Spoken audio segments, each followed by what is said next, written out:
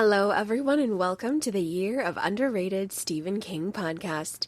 I am your host, Kim C. I am a fiction teacher, and this is my one-woman show where for the last 6 years, I can't stop, won't stop praising, exploring, and sharing the works of Stephen King.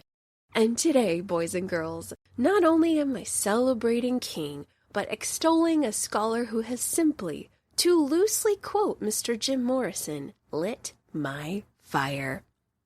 Oh my goodness, dear buddies. Today's guest of honor is simply the coolest ever. My enthusiasm cannot be contained. Okay, breathing it out.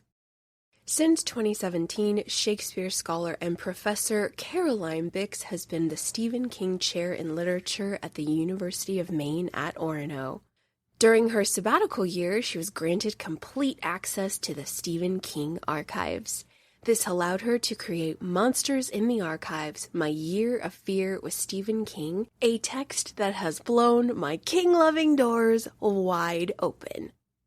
A few weeks before our chat, I was able to spend some time with Monsters in the Archives, and I dove right in, and right away, I thought the first few chapters were really engaging, super interesting. And then as I started to read more, I quickly went from, oh, how cool, this is so fun, to, oh my god. Wait a minute. This is profound. This is quite profound. Oh my god. Oh my god. And then I found myself scrubbing a pot at my kitchen sink, daydreaming, thinking to myself, she did it. Professor Caroline has done it. And it went on like that for a few weeks. I would wander into a room in my house and quickly forget why I went in there because I was consistently thinking about Professor Bicks's book.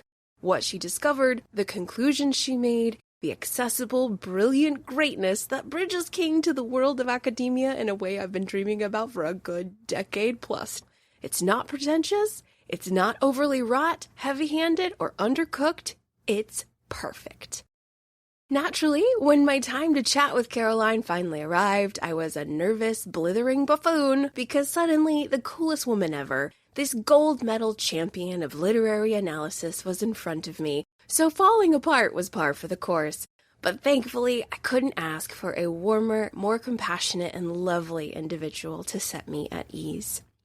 Professor Caroline Bicks' new book, Monsters in the Archives, My Year of Fear with Stephen King, not only documents her unfettered access to the Stephen King archives, but also highlights where she metaphorically borrows Little Gage's scalpel, grabs a magnifying glass and a microscope, and takes the reader deep into the original drafts, line by line, word by word, and explores the syntax, diction, rhythm, and creative thought process from the master of fiction himself. Professor Caroline takes you into the marrow of King's craft, and no analytical King text, in my humble opinion, has gone this deep, has been this accessible, this informative, and this thorough. I am awestruck, everyone. And this year, every single person in my life will be getting a copy of Monsters in the Archives for Christmas. I am so in love with it. If you guys remember, when Kim C started this little show, it was out of defiance against my snobby-roo MFA friends who turned their nose up at my reading King because genre writers don't have merit, especially popular mainstream genre writers at that, and I wanted to try with all my might to prove them wrong, to prove that yes, this one does. This Mr. Stephen King, has a lot of merit, the most merit, in fact, and I set out on a mission to try, one episode at a time, to recognize and peel back the layers on what the snobs were missing, that King is, and will forever be, a master of the fiction craft. Well, Professor Caroline Bicks has exponentially pushed my goal forward. She has built an impressive and sturdy bridge that links King to the world of academia like the mic drop that caused an earthquake, and I couldn't be more excited. In this chat, Professor Caroline gives us some really delectable sneak previews on what's inside the book, her personal meetups with King, what inspired her King journey, and Professor Caroline also answers a few constant reader interview questions for us at the end. They are so fun. This is a yummy one, folks. And now, It is my great honor and privilege to present this wonderful chat with newly crowned Stephen King Queen, Professor Caroline Bicks, author of the brand new Monsters in the Archives, My Year of Fear with Stephen King.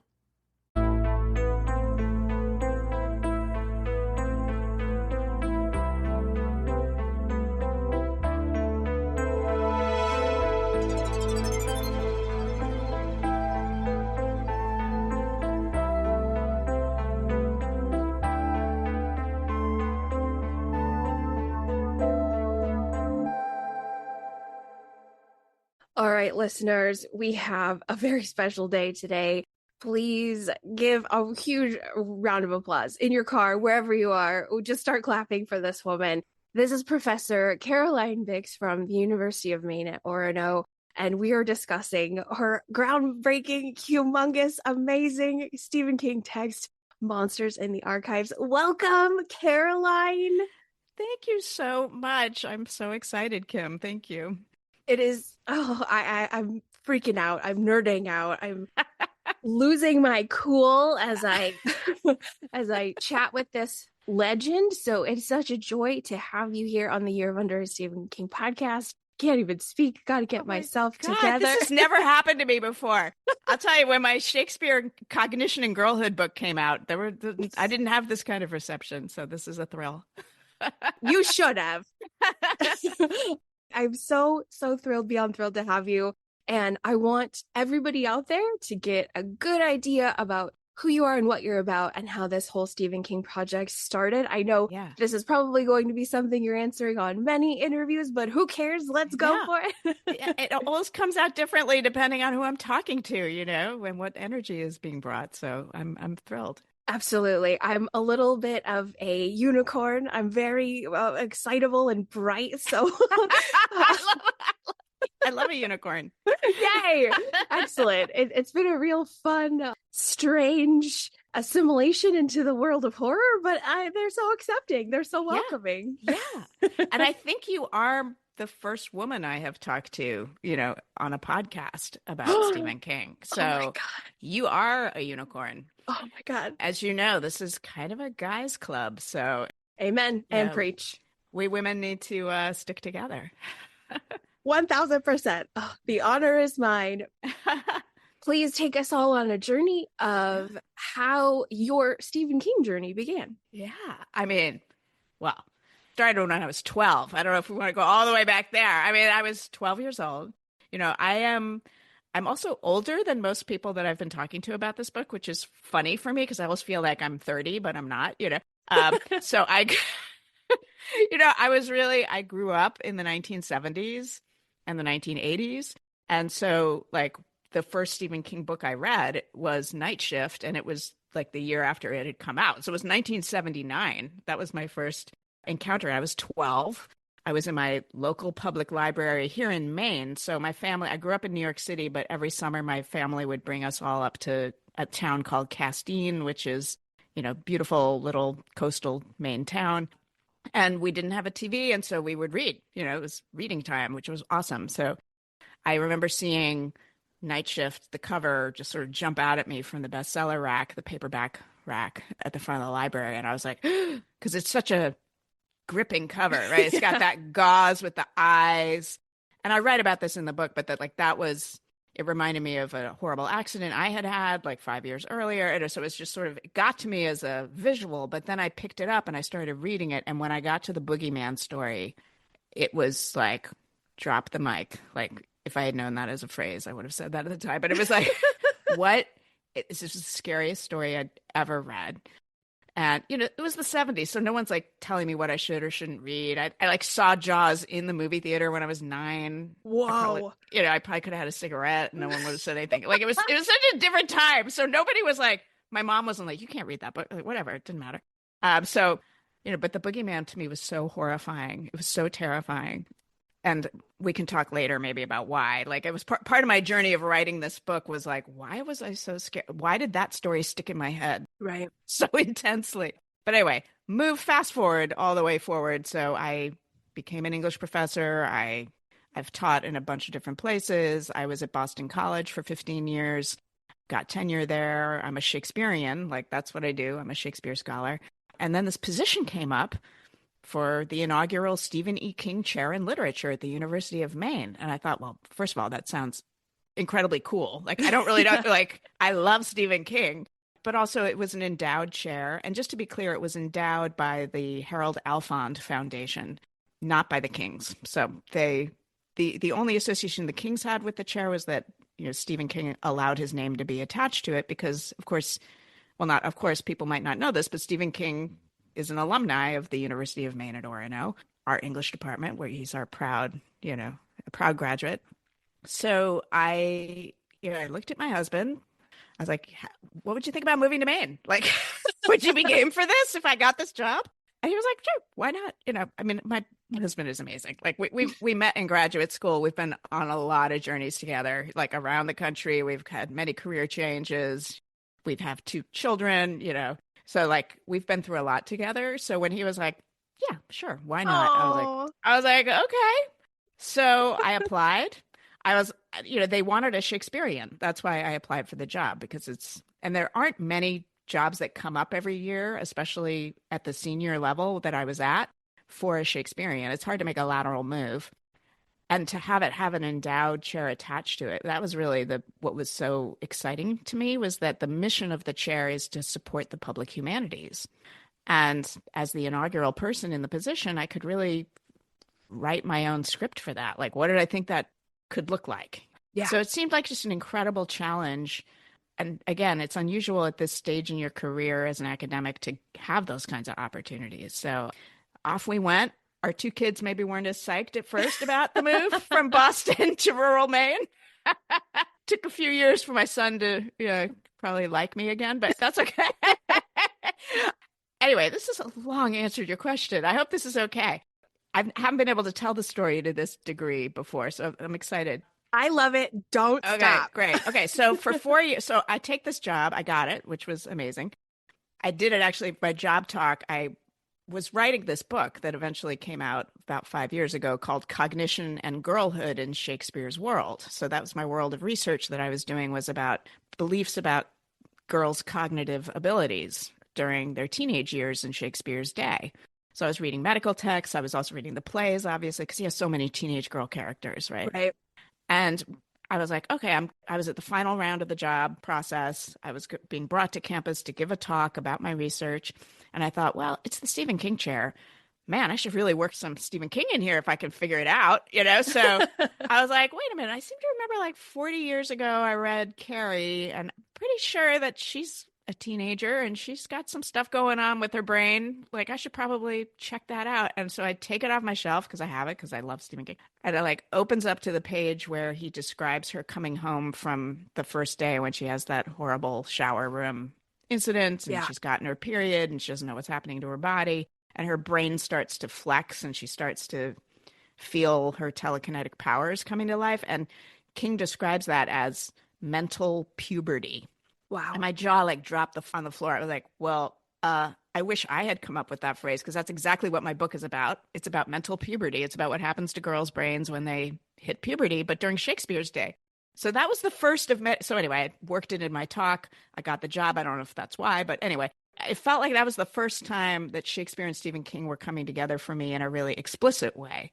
Anyway, I was told, you're never going to meet Stephen King. You can take this job, great, but he's not a part of this and don't make contact with him. I'm like, all right, fine. This is okay. Like, this is not, I'm a shy person anyway. It's not like I'm going to go like call him or anything or try to find him and stalk him. Like that's not who I am. I'm a very shy person. So I was like, fine. So I went on my merry way, 4 years of teaching Shakespeare and doing this great opportunities that I was given with this King Fund to support public humanities missions around the state and with the students and in the community. And then I got a phone call at home and it's him. He's like, hey, Caroline, it's Steve King. And I'm like, what? Oh my God. What is happening right now? So of course I'm like completely fangirling, like trying not to lose my mind and trying to stay focused. And like, oh, okay, this is a big deal. This could be a game changer.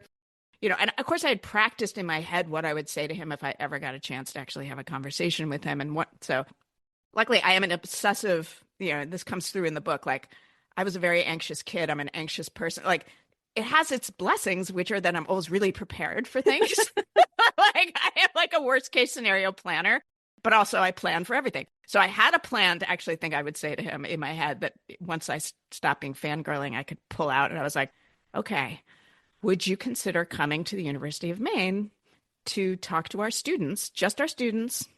No one else is going to be involved. I won't tell upper administration. I won't let any media outlets know. But would you come and talk to them about On Writing, which was having its, I think at that point, 20th anniversary, or maybe Lisi's Story, because I knew he was developing that into a streaming series or a limited event on Apple. And I knew he cared a lot about Lisi's Story as a novel. So I said, would you be willing to come talk to our students about one or the other of those? And he said, I'll do both. And he said, I'll come 2 days in a row. Oh my God. And I was so blown away. First of all, I was like, really? And I'm like, God, I should have asked for more. It's like,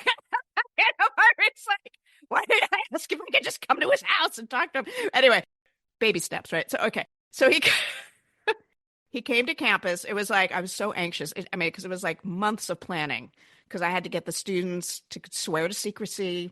We were coming out of COVID too. So it was like, oh, dang. Yeah. It was the masked year of teaching. It was all of these things I had to figure out. I had to get him a parking permit without giving his name away, like the whole thing.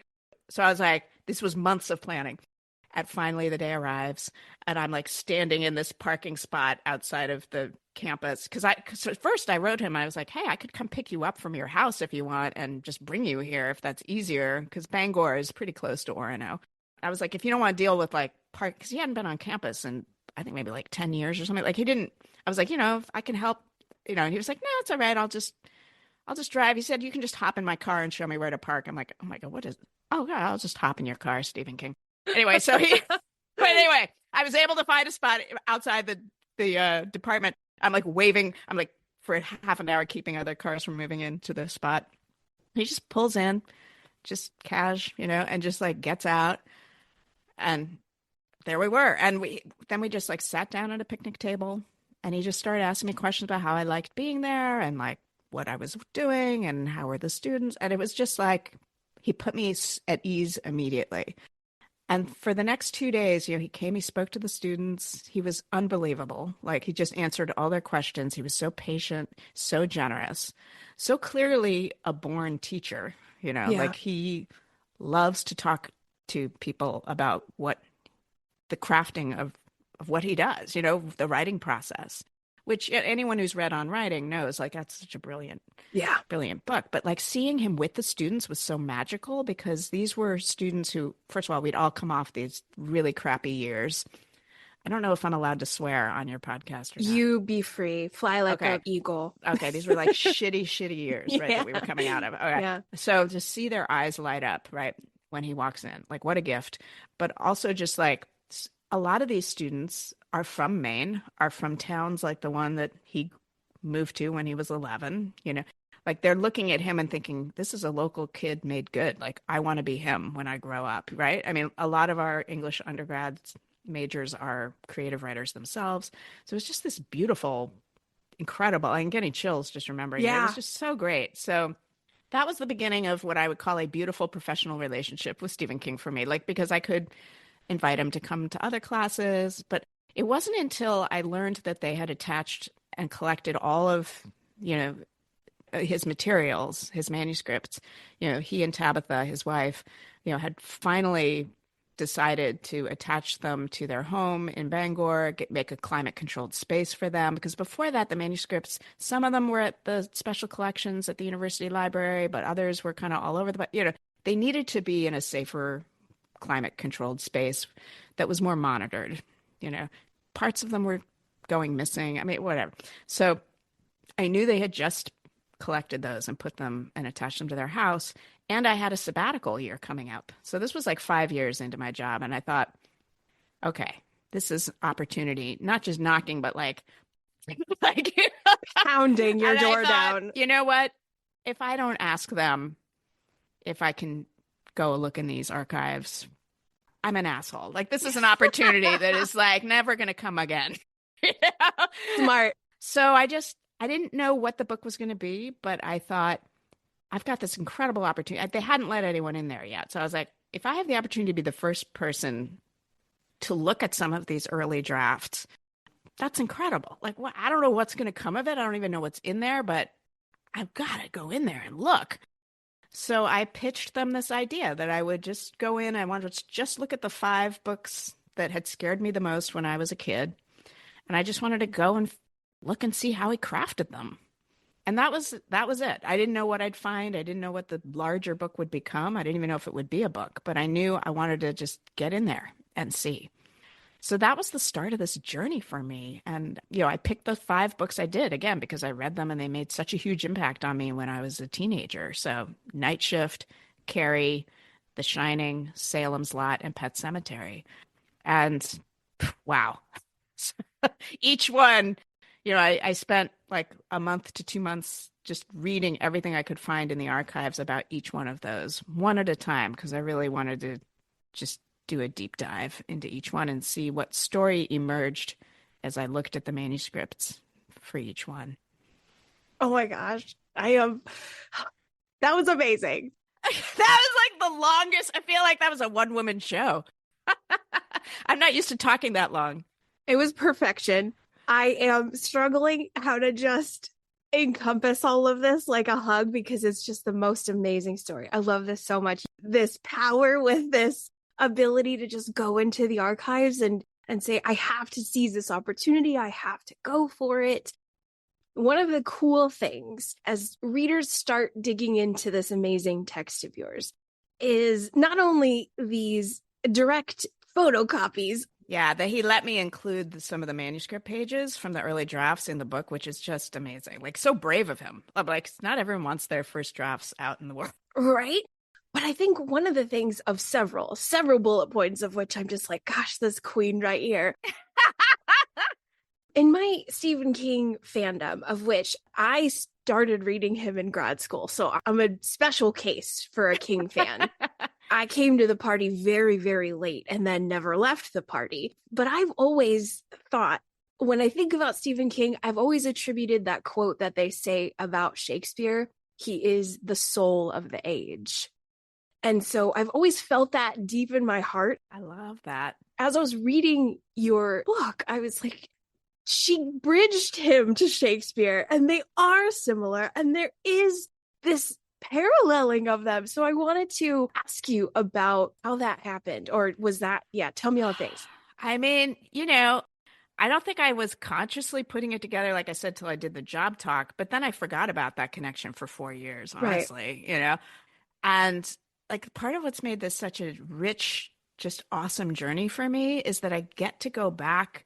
Like, I discovered my love for Shakespeare around the same time I fell in love with Stephen King's writing when I was like 12. I was very impressionable, right? I had incredible teachers that taught me how to love Shakespeare's language, right? And I know that's not everyone's experience. Like, I have so many students who say my teacher actually made me hate Shakespeare. It's like, I hate hearing that. But anyway, so I was very lucky that I had teachers that were really appreciated what made Shakespeare's language so gorgeous, right? How he's able to mobilize language, word sounds, poetry, to capture a human emotion or experience, And I had a suspicion that that's probably why Stephen King's works were getting stuck in my head too, but I didn't. Again, I wasn't like, oh, this is a book about Shakespeare and Stephen King. Like that, it just kind of started happening organically. Like from the first day I went into the archives and I read that first Pet Sematary draft that had all of these sticky notes between him and his copy editor. And I could see him saying, no, this is the word I want. Like a copy editor would circle a word and be like, did you mean that word? Because that's not really a word, is it? And he's like, no, that's a word. And this is why I've picked it. And he's always incredibly nice. Like he's not an asshole when he's talking to the copy editors. He's just more like a teacher. He's like, let me explain to you why this is the word sound that I'm trying to create. Right. And I guess that's when I started thinking, oh, I didn't know that's what I'd find, that I would see that he's so intentional about word sounds, not just about the meanings of the words, the sound of the word, which is, of course, why Shakespeare's language sticks in your head, because he was writing for theater. So you had to have words sticking in actors' heads or they wouldn't remember their lines. But there's something deeper too, right? There's a reason that Shakespeare's language continues across the ages to be quoted, right? That he has a way of capturing those emotions and experiences. And then it just started to, as I was working on it, I just could see so many ways, not only that he's actually quoting Shakespeare, right? Which I didn't appreciate. Like I mean, to be honest, I had not read Stephen King for a long time. Like I think again, it depends on when you first encounter him. Like because I encountered him when I was 12 and it was the 70s. It's not like there were 50 books I had to read to catch up, right? There was like I read them all. I was done. Like, And then, I went to grad school. I had babies and like your life I didn't have time to read Stephen King books. Right. I was like reading Shakespeare books and I was trying to get tenure and writing my own books about Shakespeare, So that's a long way to say like I wasn't like fully engaged with Stephen King books when I came to this project. But of course, then I returned to them. Like I reread them. I reread the 5 that I was really wanting to reconnect with again, to remember why they had held such a big space in my fear bone. Like I love that word he uses, fear bone. Like why are they still irritating my fear bone and why are they living in my head still? So for me, it was like a revisiting, it was like a going back in time, right, to when I was young again and what scared me.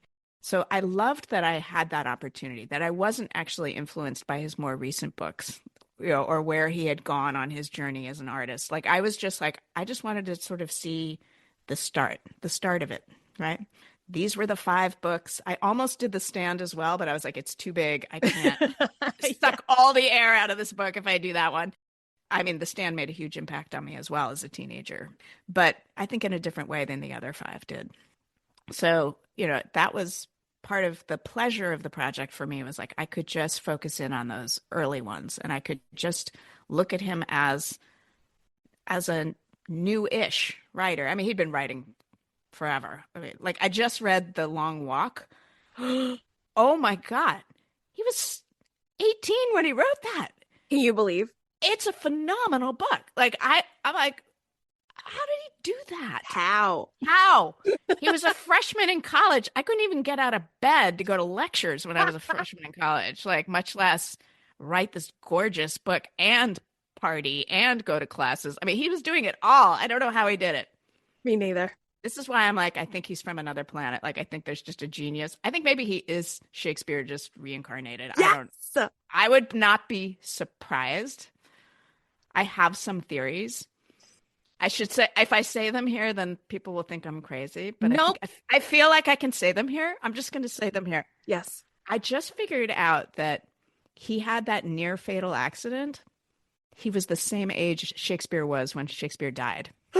Okay, that's all I'm going to say. But I'm like, what? Anyway, just putting it out there. I don't know if anyone else has put that together, but I was like, God. Holy crap, he was the same age. Oh my God. I know. Okay, we should just stop this now or it's going to become a totally different podcast episode. Anyway.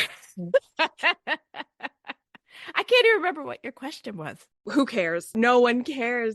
Doesn't matter because this journey is incredible. Where we have wandered to is the best place ever. I think it started as Shakespeare and Stephen King and just became like a whole like reincarnation story, which I don't, yeah. I'm going to be thinking about that for months. I cannot believe that. And I think you're absolutely right. I think there's a lot of evidence that he may be he may be a reincarnated wordsmith. Oh my goodness. I love that so much. The King fans are going to eat that up. That is huge. Someone must have put that together at some point somewhere. But anyway, maybe not. Maybe this is like the weird Stephen King Shakespeare universe that I'm like in. You've cracked the egg. I cracked the egg. This is it.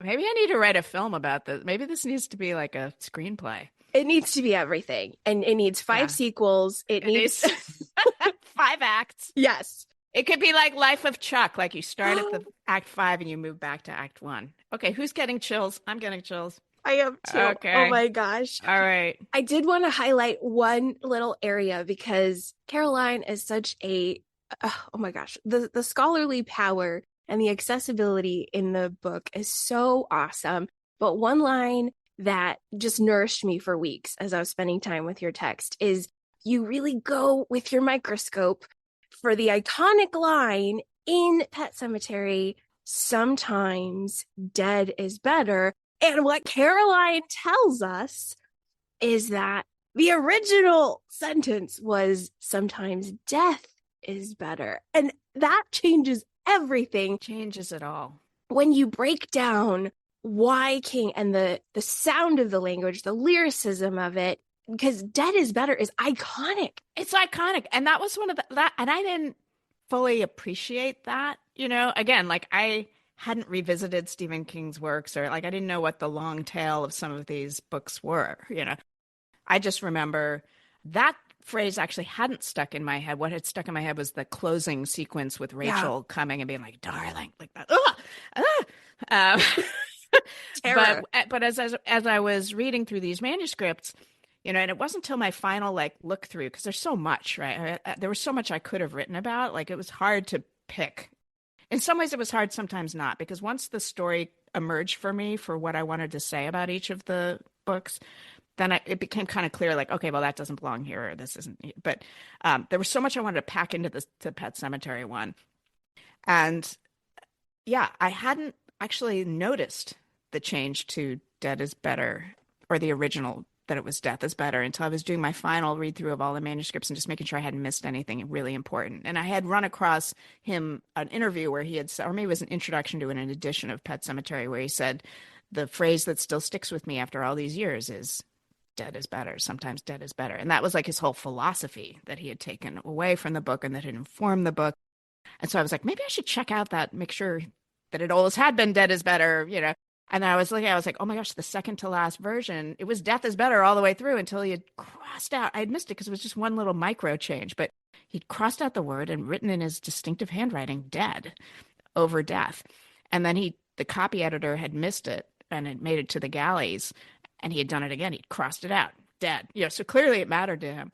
But yeah, that was one of those things where I was like, wow, yes. Because I had a feeling, like as I was telling the story of that manuscript and seeing the changes he had made and talking to him about them, that the word sounds were really important to him, especially in that book, grit. I saw how he was pulling the word grit into it more and more as he was rewriting it. Grit is such a evocative word, right? Yeah. Gritty, grit, dirt. And of course, it's a book about dirt and about digging and about horrible things you do in the dirt. And then, Rachel has these gritty footsteps at the end. I was like, oh! So when I saw the dead is better, and I started, dead is better, dead is better, dead. Right? It echoes in your head. It sticks in your head in a way that death is better just doesn't. Like you kind of get stuck on the word death. Yeah. But dead is better as a concept. It works when you put the three words together. It's gorgeous. It resonates. It does. I feel I've always had slight synesthesia with language. Probably that's why I'm an English major. Yeah, me too. You see it and you can hear it. And so dead has a weight to it. It almost like is an anvil falling to the ground. Sometimes I have visual. That's a great way to think of it. Yeah, that's right. And death is wispy and airy and breathy. Yeah. And so it's like a floating ethereal almost. Yeah. And so it's just amazing. Yeah. That you highlight these choices. Well, he's the one who did it. Like what? My job was just to find it and bring it out into the light. I think But yeah, I love the way you describe that, because it's like, yeah, death. It's like a concept, right? Yeah, it's airy as a concept. It's airy as a sound. Death. Yeah. Death. Right. Dead. Thunk. That's a material fact. Yeah. Like that is some shit that drags itself out of the dirt and is going to show up in your bedroom, and kill you. Like that is like 1000%. So yeah, it's coming for you. It's coming for you. I won't highlight too many spoilers, but I want you to guide us so we can dance around the spoilers, because this is such a cool part of the book. I can't not ask you about it. Yeah. But when we're spending time with The Shining, which is just so awesome. Oh my God. One thing that was so cool, Caroline, is you take us to room 217. And I'm sorry about that. I didn't want to go back. And this is what I love about your exploration is you tell the reader, it's almost a direct address. You break that wall and you're like, this kind of sucks, everyone. Yeah. I was really dragging my feet going Yeah. into the office today. Yeah. Guess what? I found out Mr. King did the same thing. That was one of those, I mean, and I have to say, like, I have the most incredible editor for this book. So David Ebershoff, who's just brilliant. And I'm like, so again, I'm like, I think this was meant to get to him because he just was the perfect editor for this book. Because he's a writer himself. He understands, like, and he was so good about helping me figure out my different voices I was going to bring into this because I'd never written anything like this. You know, I've done academic books and I've done popular facing pieces about myself, you know, first person things like Modern Love and the New York Times and stuff like that. But I'd never done like something that was going to bring it all together. And one of the things that he was kind of helping me rein in, like there were moments like I always wanted to be talking to the reader. Like I was just like, hey, here's another cool thing, or I'm going to show you something. And there was a point where he said, you know what, you can do this like once, but that's it. He's such a brilliant writer and editor. Anyway, so he was like, you can do it, but don't overdo it. So I was like, okay, but I have to do it here. Yes. So it's good. So I picked like, this is the time I need to talk to the reader. Okay. Yeah. Because the woman in room 217, I feel like you have to be like, everybody knows her. And if you don't know her, I have to warn you, like, this is not child's play. Like this could actually disturb you for a long time. Not that Pet Sematary won't disturb you either. Like I could have been like, hey, don't, you know, when he's burying, you know, digging up Gage, that's obviously super upsetting. But there's something about the woman in 217 that seemed like, and I think my instinct here, you know, was really interesting. Clearly the way he wrote that book, it is such a visual book, like in a different way than Pet Sematary. Like Pet Sematary, for me, the story was the sound. It was the sonic horror. For Shining, it felt like, wow, listen, it's so visual. And it has such a limited number of like settings, right? It's all happening in that claustrophobic hotel for the most part. And like, you keep seeing the same spaces again and again and again, right? It's the corridor, it's the bathroom, it's mommy and daddy's bedroom, it's the elevator, it's like, it's all like, it's the Colorado Lounge. Like everyone who's read that book can probably remember all of the settings. Yes. Sometimes you go outside, but then it's the topiary garden and the playground. Like it's all awful. Right? Or snows, you know, I hate the snow, like whatever. But my point being, as I was reading, you know, so what was so shocking and incredible was when I got to see that first draft of The Shining, which really has not gotten out there. Like people don't know about this. People have heard about it. So it's called The Shine is his first draft. And some people claim they have copies of The Shine, but what they have is another draft that is called The Shine, but is closer to what he ended up publishing. Okay. The very first one called The Shine that's in the archives, the first one he wrote, has a very horrible alternative ending. Yes, it does. Jenny is the name of the character, not Wendy. So that's how you know. Like if you think you have a version of The Shine, the original, just check. Is her name Wendy or Jenny? Like that's all you have to know. And it's divided into acts and scenes. Like it's full on act 1, scene 1, you know, Ullman's office. Like it's right. And that disappears as a formal structuring marking device after that first draft. So I'm looking at The Shine and I'm like, oh my God, I'm looking at a play. Like this is a play. And then I came across an introduction he had written to a Whispers magazine edition that's very hard to find, but is in the archives, where he talks about he was imagining a Shakespearean tragedy when he wrote The Shining. And I was like, what are you talking? What? Okay, I'm a Shakespearean. Hi. And I'm reading this? Like, what is happening? So, I know. So I was like, okay, this is clearly the story that I need to be telling about this book. Like, I'm literally being told this is the story you have to write about this book. Like, something bigger is telling me this. Maybe it was Shakespeare coming down and like, you know, who knows? But that was the start of like the very intense work when I was working on that particular book, was like the visuals, the way this was scenes from a Shakespearean tragedy like that. And so that was really dominating how I was approaching this. So that when I got to the woman in 217, I'm like, okay. And I did start to see some references to Shakespeare in that first draft that didn't make it to the final one that made me pretty convinced that it must have been Macbeth that he was thinking of, because there were Macbeth references.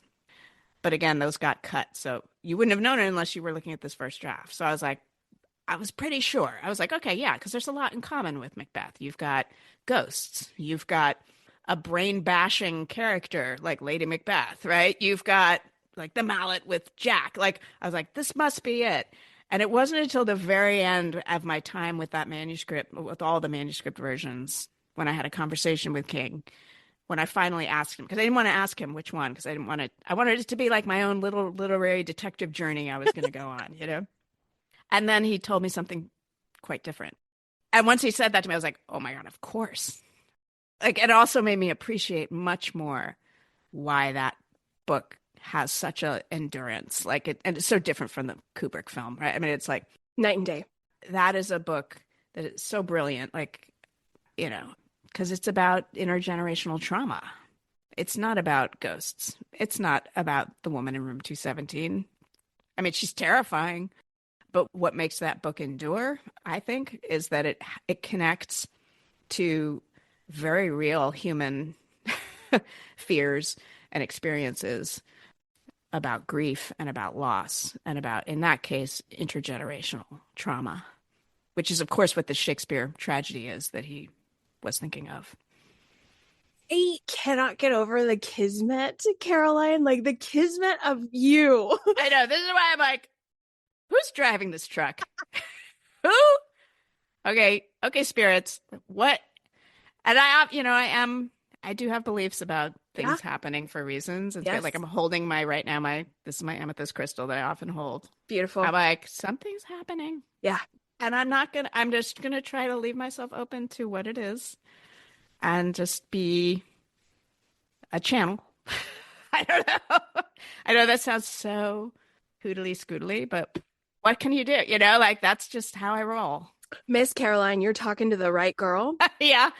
What's your crystal? What's your crystal? Where is it? Oh my gosh. I'm a rose quartz. I am also it's a blue one. Of course, I'm forgetting it. It's a throat chakra one. Oh, yeah. Okay. You're talking to the right girl. I'm from Arizona. Oh my God. Sedona is my happy place. Like, yes, if ma'am. I can get to Sedona, I try to go every year. Oh, you're one of those. Okay. If I can. I mean, it's a long way from Maine, but if I can make it work, I try to get there. You know, it is such a special place. Are you one of the visitors when you go into town, everything gets quiet? Or what is your Sedona experience? So I have to say, I actually go to this totally over the top spiritual spa. Love it. Amazing. So I never even go into town. Like, I just stay. It's in Boynton Canyon. Okay.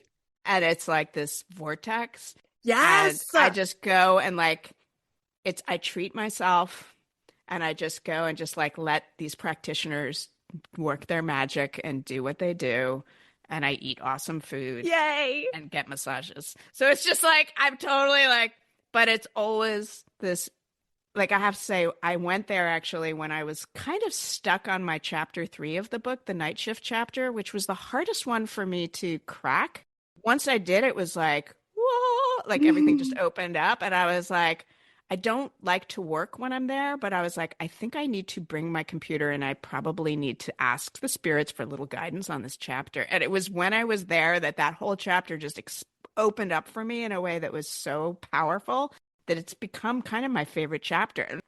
And the fact that it's the middle chapter, which I hadn't planned, like, I write it as I did experience the archives. Like, the night shift was the third one that I did do. And so it's the middle chapter, but it like it's such, for me, the heart of the book. I don't know if that's how it read to you as a reader, like, but for me, that was the one that was like getting at him as an undergraduate. Yeah. And that was the story that became so clear I needed to tell, like, and that came to me in Sedona. So, like, again, things that will never come out in another interview about this book is like the role of Sedona in the heart of this book, really, for me. can't believe this. I cannot believe the awesomeness. I know. We're gonna have to just get together and like talk about crystals. Yes, sign me up. I'm there with bells on, talking to the right person. Yeah, I'm a Southwestern girl, born and raised, so I'm picking up what you're putting down. I love it. I'm so thrilled that you said that because the night shift portion, there's a little extra zhuzh. Not to say that anything is lacking zhuzh in any of the other segments, Yeah. but you are right. There is something like, oh, this is cool. She's doing cool things here. And so that's what I wrote down in my notes section. She's doing cool things in the night shift chapter. So this is all incredibly validating and very cool. Yeah. Yeah. That was the one where I really was like, I just want to sort of, it was the first time I was like, I think I can get a little biographical here. You know, like I had been kind of avoiding that for the first two chapters a little bit, in part because I think it's so overdetermined. Like everyone knows the story about him renting that house in Orrington and Owen almost getting hit by the truck. And I felt like I was almost like, I mean, I did mention it because my editor again was like, not everyone knows that story. It's cool. I'm like, okay, I'll put it in there, but I don't want to make this like too biographical.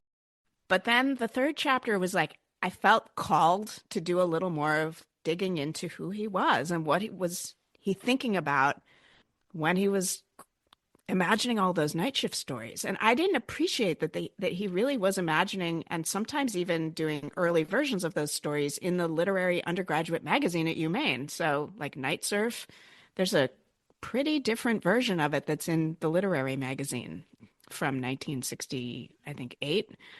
And, you know, that I thought, wow, here I am. I'm a professor at this university. This is the population I work with all the time, are people this age. Why am I not telling this story? Like, this is the story that needs to be told. So that's when I, went and read all of those garbage truck columns that he wrote for the student newspaper, which were just so incredible, like such rich material and just another way into him as a writer, but also that was so biographical because he's writing about his own experiences going to his first anti-war protest, and like he writes about like books he's reading that he loves. Like it's such an amazing treasure trove of parts of him that are different than what he wrote when he wrote On Writing. Like this is like real time what he was thinking about when he was 18, 19, 20, when the world was burning down in so many ways. Like it's such a, like which again, I knew intellectually, but hadn't really put two and two together. I was like, right, he's going to his like Vietnam protests. Like that's, the Kent State shootings. And I think because I was also coming at it,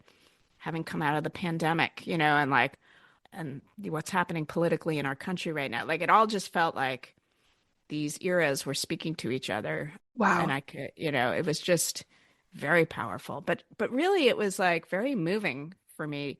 And also I had a college age kid at the time, my son, and I was like, oh my God, I recognize so much of what he's expressing, not only because I myself have lived through that time being that age, but again, these are the people I'm working with every day are this age, and my kids are this age. And it's that time in your life, if you're lucky enough to go to university and get a chance to live on campus, which he did. It was his first time away from home.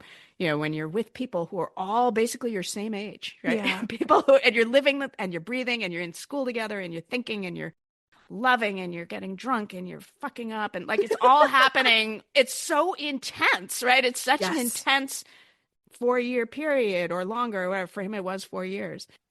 And, he met his wife there. He fell in love. He started getting a bad drinking habit. Like everything was happening that he's learning who he is as a writer in a different kind of way. So it was just super powerful to read his own words at the time. And it really just spoke to me when I started looking at some of those early night shift stories, especially the versions he was writing as an undergraduate, that became different when they went into night shift after he's become famous, right? Night shift, it's such a big stretch of time, right? Some of those stories for night shift he's writing in 1966, 1967. Wow. And Night Shift as a collection doesn't come out until 1978. So that's a decade, right? And change. Yeah. And in that time, He becomes a father twice over. He Ah! gets married. He's living in a trailer in Hamden and becoming an English teacher, making shit money and like trying to make ends meet and trying to write stories to support his family, sending them to Penthouse and Cavalier. Like, there's so much happening. So Night Shift became to me just a really like, wow, this is a powerful story about cognitive dissonance and losing your ideals and figuring out that the government sucks and no one's going to protect you and the grown-ups aren't aren't there to save you. They're going to fuck you up. Like there's Yeah. so much in that. And then he becomes one of those grown-ups who has kids, who's like, what am I going to do? What am I going to pass on to my kids? Like he's asking all these questions as he's drafting these stories. Oh my gosh. I'm just so moved. I know. I was so moved. I was so moved. And it's not like Night Shift was my favorite. Like of the five, I was also like, I don't know if I'm going to be that psyched about Night Shift when I get to it. Because I'm like, I love the boogeyman, but a lot of those stories didn't really hit for me. Right. Like I was like, I don't care about giant rats or mangling laundry machines. I'm like, and I don't care at all about space aliens. I'm like, so, but I was like, oh my God, this book. Yeah. Right. And then I have to say, like, the woman in the room, like what I learned about the woman in the room was the one that like gutted me. Like Yeah. when I was 12, I didn't remember the woman in the room. Maybe I skipped it. I mean, because it's not supernatural. It's about a guy who's like 26 years old, visiting his mother who's dying in the hospital, and then he helps her die. And it just didn't even register. But it's the last one in Night Shift. He Yeah. chose to put that and it's the one of only, I think, 4 in that collection that he never published anywhere else. Like he didn't sell it to a men's magazine. Right. So when I revisited that, and I was like paying attention to that particular story, and that one actually does have a different version, because also it was hard to find drafts of the Night Shift stories that hadn't been published. But there is one in the archives that's an early version of The Woman in the Room that I write about in the book that he didn't publish. Like that one wasn't for sale.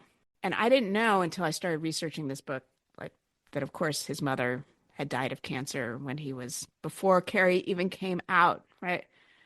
I mean, she knew he'd gotten the contract, so that's good, right? But Yeah. she dies before his very first publication. And she was such a huge part of his, she was his support system.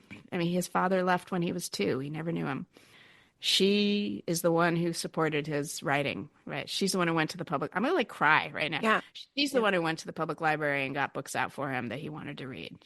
She's the one who said, keep writing. Like, so the fact that she died, and that's when I'm like, oh, Woman in the Room is loosely based on his own experience. Yeah.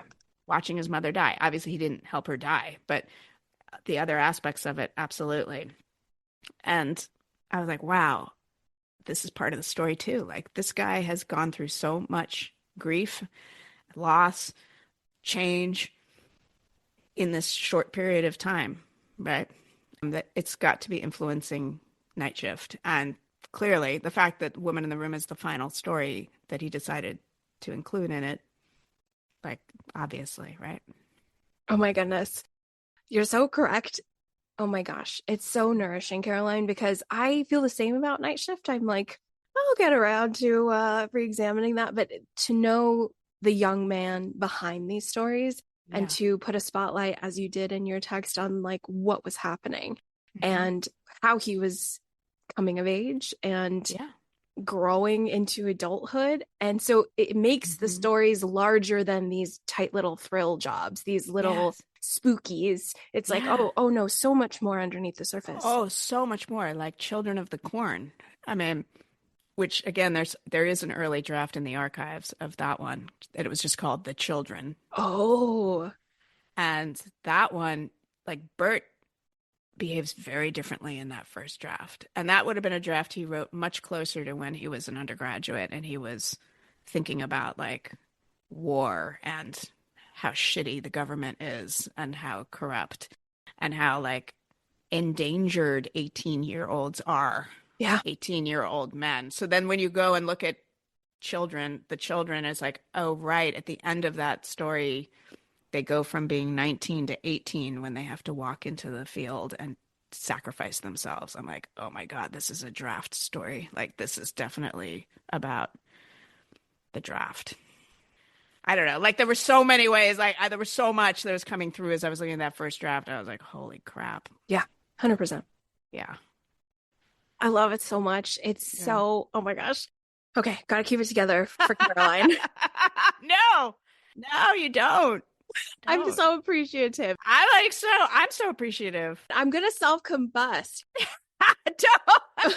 Like Carrie's head in the first draft of Carrie. It's true. It's true. Miss Caroline, you're taking me to the edge of like the Kim C gonna bust because you're a Sedona girly. You've bridged the Shakespeare King parallels that I've always sort of felt existed there. Yeah. You've also like the magic in which you were brought to all of this as a Shakespearean and then in front of the art. It just seems so meant to be. There's so much cool hands of fate working here. It's just the coolest. Yeah, thank you. Bursting over here. Can't.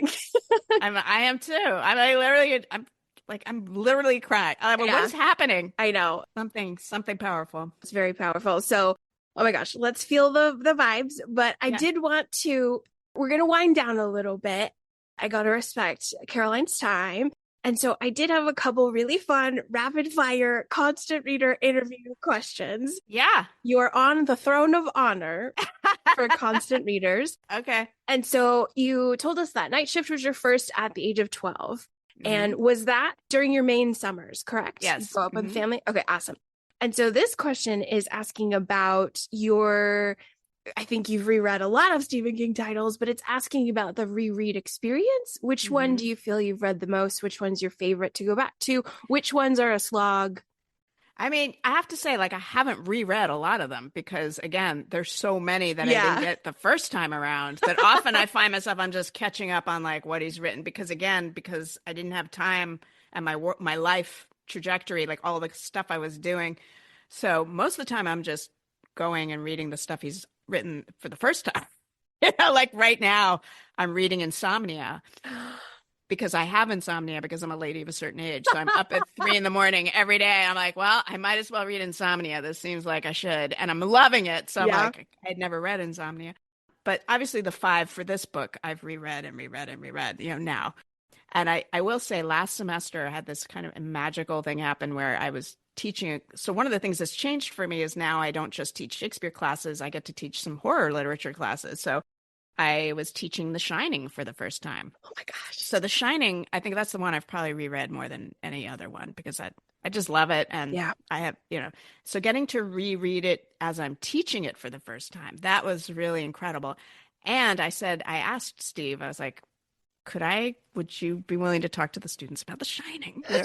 And he was like, sure. And I was able to bring them to his house in Bangor. It's the first time a group of students had been allowed in there and in his private library. And he talked to them for an hour about The Shining. And it was like the advanced copies of my book had just come out. So I was able to and I said to him, I was like, can I just is it okay if we hang out like 10 minutes, you and me, before all this starts? Because I would love to be able to just have a conversation with you, just the two of us. And he's like, sure, just meet me in my kitchen. I'm like, okay, I'll just come to your kitchen. I got to hand him my book, and then I got to hear him talk for an hour with the students about The Shining in his house, in the same space where I had been in the archive. Because the archives, I hadn't been into the main part of his house where he lives. I had been just in the archives, which is attached to the house, but it's a separate, I was like, I'm actually in his house now, and what is happening? Yeah, it's so amazing. So I guess that's my story about The Shining being the one I've probably read the most in different contexts, not only as a scared 14-year-old, but as a scholar going into his archives and then now teaching it. So it's been just each time I read it, I'm coming at it from a different story or a different thing that I'm experiencing with it. So that was like, I don't even know if I can reread it now again because how can it get more perfect than that? That was like perfection. Perfection. These stories are blowing my mind. They blow my mind too. Oh man, I just love it. I'm so happy. I'm so happy you got to experience that. I know, me too. I know. Amazing. This is going to be, I think everyone who's going to read Monsters in the Archives, the Shining section is so nourishing. I keep using that word because I feel it's so applicable for the foundation we have as King readers. this just waters the soil and we get more seeds put on it. Oh, that's so beautiful. Thank you. It's so cool. And when you Yeah. read all the changes, and so when I read The Shining now, I'm like, this is a tragedy from moment one. This is ominous doom from the first page. And Yeah. I don't know if a lot of readers get that right off. Yeah. And also, you know, I have to say, like, what I love about teaching is that I get fresh perspectives depending on who the students are, you know? Yeah. And like, I'm a kind of elderly lady at this point. So, like, students are going to see things that are informed by more recent, you know, what is it like to be a young person growing up right now? Like, how are you seeing things that I'm not seeing, right? And I'm always going in like that, whether it's Shakespeare I'm teaching or whatever. But what was really interesting this time around, like my first time teaching The Shining, was that, you know, there's a much more open conversation with this generation about autism and the autism Yeah. spectrum. And people are much more open about talking about that they're on the spectrum, or, you know, whether it's Asperger's or whatever, like they're just much more open about it. Like it's not, thank God, it's not as, you know, stigmatized anymore. Right. And I think part of it might be because of COVID. Like students are much more open talking about their anxiety and depression and all of their mental health struggles, you know. And I appreciate that. Like they'll tell me about it in a way that they used to not do that, or it was not, I don't know. It's just, everything's just become more open about that. So some of the students in the class were talking about Danny and saying, you know, I think Danny's autistic, Wow. you know? And actually, there is a moment where Wendy and Jack are visiting the doctor with him, and they do sort of talk about autism, but they kind of talk around it. And it's kind of weirdly like, well, no, it's not autism. I was like, you know what? Yeah, I think King understood that you have special gifts, right? Yeah. When you're like, I don't know if you've listened to the telepathy tapes podcast. Do you know this? I don't. Okay. I will. Okay, Kim, you have to start talking. The telepathy tapes is an Okay. incredible podcast. So, Okay. anyway, but it's all about the abilities, the special cognitive abilities that nonverbal autistic kids show and have. Anyway, it just gave me a whole new way into thinking about Danny, you know, like, Huge. and his gift, you know, Yeah. like it's something that isn't necessarily coming from beyond and supernatural, that there might be something more organic happening there. Oh my God. I know. So I was love like, that. wow. And I wouldn't have seen that if it hadn't been that I was teaching it to a group of students in 2025, Right. you know, who are more attuned to it. That's a real gift. I love that. So awesome. This next one is about Stephen King endings. Did you ever have one that sullied your journey? I don't think so. I mean, I don't think anything's going to ever ruin a Stephen King story for me. I was thinking about that. I was thinking more about the part of the question that's like, what's one that's a favorite ending? That too. I think that one I would say is Pet Sematary. Nice. And I think in part because I was able to see him redrafting it. So it's like, that's not actually the original ending that he had. Oh, so cool. So when I got to it, I was like, oh, look how he got there. Like, it's like, first he adds this detail in the next draft, then he adds that one, and he ended up with this ending that is so horrifying. So I'm going to go with that one. I don't think there's an ending that I'm like, eh. Okay, I will say this, though. When I went back to the Boogeyman, I was like, you know what? The ending when, like, the Boogeyman shambles out of the closet holding the Dr. Harper mask just doesn't hit for me. Like, that's not particularly scary to me. It seems almost kind of like Scooby-Doo. Clownish. Yeah. I'm like, it's not scary to me. And that was helpful for me to go back and be like, I don't love that ending, but that's okay because I love the story still. And it also helped me understand what was really scary to me about that story, which was about Rita Billings not being there to protect her kids. Like, which was to me the fear I had as a kid. Like, where's my mommy? Yeah. You know? So oh, awesome. I love this so much. Yeah. Okay, this next one. Which Stephen King title do you recommend to non-King readers in your life? So since this book has started to enter a larger universe, I've had more people sort of ask me, like, what? I don't like horror books, but I want to read your book. So where should I start with Stephen King? I'm like, just go to On Writing. Like, Nice. That's kind of a no-brainer. Like, it's such a brilliant book. Yeah. But if you don't want to read horror, I still think you can enjoy my book without knowing the book. Like, I give enough plot that I think you can understand what I'm talking about and not have to confront full on. Well, there are scenes that I do ask you to confront head on. So I should have like trigger warnings in the book probably for people. But anyway, You're good. We're fine. I would say start with On Writing. Brilliant. Actually, I love Dance Macabre from Nice. 1981. Like that's another nonfiction one he wrote that is just brilliant. It's like his musings on horror and why, horror books, horror movies. So I love that one. And then if you can stomach it, I would say go to The Shining because I just think that's such a genius one. I mean, they're all genius, but that one in particular has such a big cultural reach too because of the Kubrick film. Kubrick didn't get it right. Like that's not the book. So you should got to go to the book. So I feel kind of passionately about that. Yeah. Oh, great choices. Excellent. Yeah. All right. What is your favorite Stephen King film or TV adaptation? I mean, I got to go Shawshank Redemption, which I'm sure everyone says because it's such a gorgeous one. But I also recently, I love Life of Chuck. Yay! It's so great. Totally fell in love with Life of Chuck. I mean, I had read the novella but I think the film actually did something special. Yeah. In that it was much more hopeful than I thought the novella. Like when I read the novella, I was like, oh my God, this is an apocalypse. But when I saw the film, I don't know if I just didn't understand it. Or it was too, like, maybe I was tired when I was reading it. I don't know. But I was like, but the film, it's very hopeful. Yes. It's not an apocalypse, actually. It's about why we're all connected to one another and why that's hopeful. Well said. So perfect. Yeah. I agree. I'm a huge Life of Chuck fan. I loved it. Your favorite Stephen King female? Okay, so you did say I could have 5. Yes, so ma'am. I was like, I don't know. I mean, because I can't pick one. Who can? Because obviously Carrie is like, you got to give her cred. Like she needs her roses. Absolutely. She should have another chance. Like she should have another chance. Like that just sucks what happened to her. So Carrie. I love Holly Gibney. Like she's one of my more recent faves. I love the Trisha McFarland from The Girl Who Loved Tom Gordon. I just reread that one actually, and I was like, this is great. Like people who say he doesn't know how to write female characters, I'm like, she's an awesome 9-year-old girl. Like she's amazing.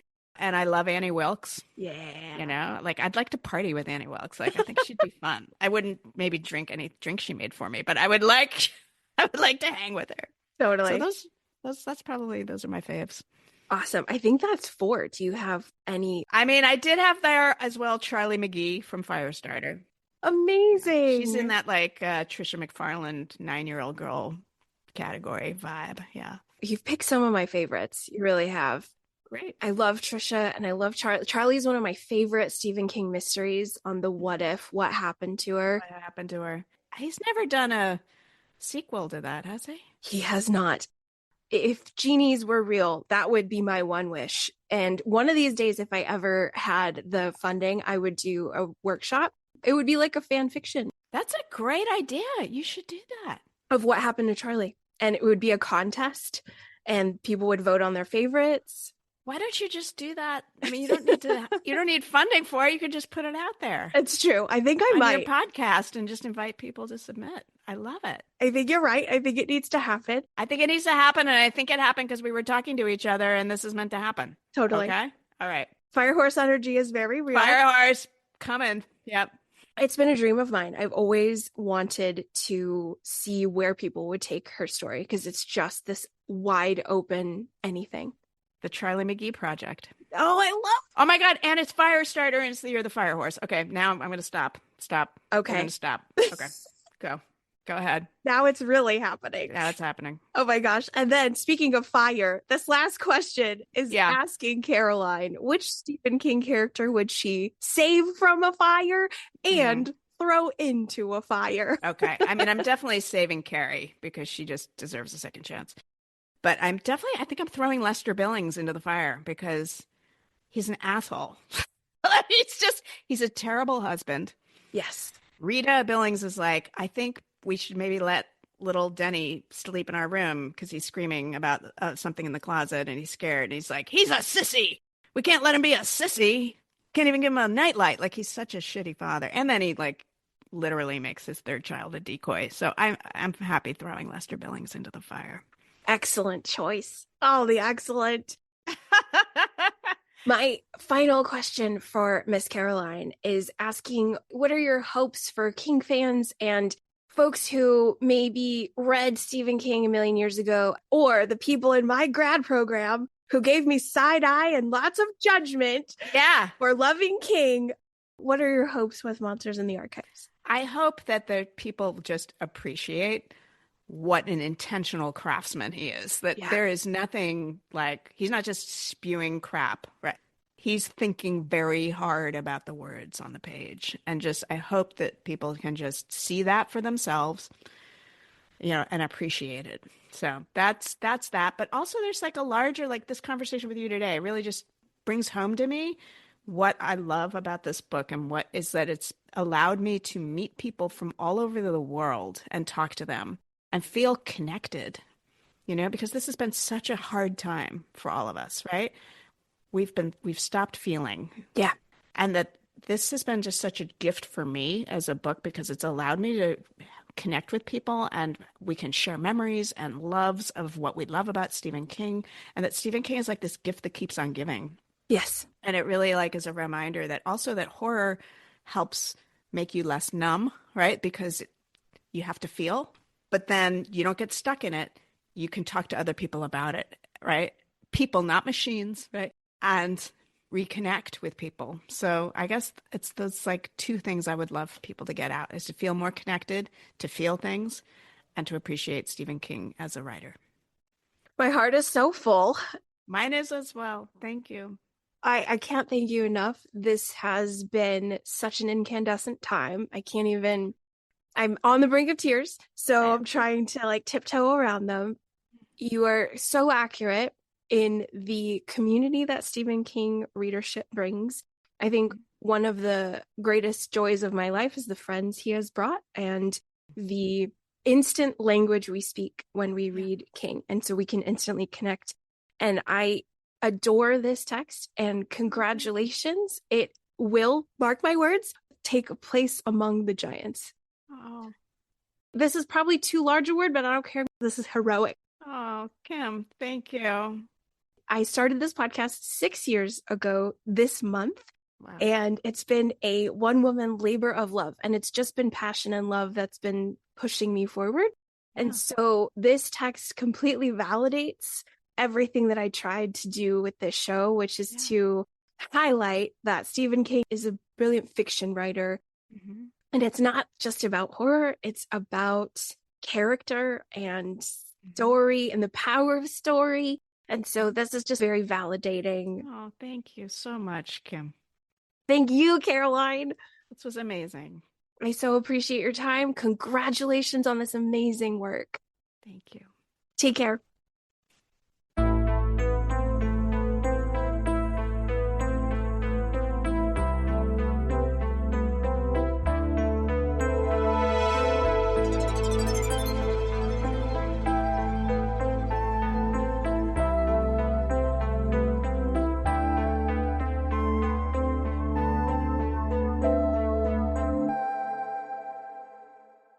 That's a wrap, ladies and gentlemen. Parting is such sweet sorrow. Thank you so much for tuning into my conversation with Professor Caroline. She is so magical, and I'm so grateful for all her time and her warmth. What a total pleasure and joy. Huge congratulations on this amazing achievement. I'm so excited for her, and I hope she and I can share some margaritas next time she's in Arizona. First round's on me. If you want more from Caroline, did you also know she's a podcaster?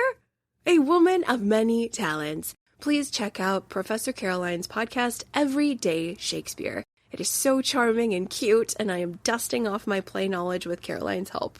It is so great, buddies. Add that one to your queue immediately. And now, listeners, this episode is dropping shortly before the U.S. release of Caroline's new book, so make sure you pre-order your copy or go to your favorite book merchant and purchase a copy of Monsters in the Archives, My Year of Fear with Stephen King. Constant readers are going to relish this one, plain and simple. I can't wait to order a copy for everyone I know, no exaggerations. You guys are gonna love it. It's brilliant, it's warm, it's so very cool, and honestly, it will make you love and appreciate Stephen King's works more than you ever thought possible. Each and every time I can't imagine how Stephen King could impress me further, and Caroline's new book gently says to us all, hold my beer. Just wait, everyone. You're gonna love this one. Coming up on the Year of Underrated Stephen King podcast, I'm going to try and put something together at the end of April to celebrate our 6-year anniversary as a show. Oh my gosh. This show is a first grader, y'all. I can't believe it. I'd like a little reflection episode crafted, working on that as we speak. We also have a mega rad constant reader interview coming up in May, as well as an episode on 1981's Cujo. Wow, everybody, I just finished reading Cujo for the very first time. It was on the back burner in my Stephen King catalog because I just thought it was about a rabid dog. And how wrong I was. I am impressed. Dang, there's some brilliant stuff going on in there. I would have never believed you had I not found it myself. But I'm really nerding out to Cujo, so I hope to have that episode for you sometime in May. In the meantime, feel free to say hello to me on any of the socials. Instagram and Threads are utilized the most, or you can also say hello to me via my email, underratedsk@gmail.com, where I will promptly say hello as soon as I'm able. If you'd like more from moi, Kim C., there are 90 episodes of Stephen King content found on my Patreon, The Dance Macabre with Kim C. So please visit patreon.com/dancewithkimc to check out what I've been cooking over there in terms of Stephen King on film, Stephen King short stories, and Stephen King females. That's all I have for right now. April is a busy month, but a super good month, and I hope you're all enjoying it to the best of your ability. Take care, and I'll talk to you all very soon. Bye-bye.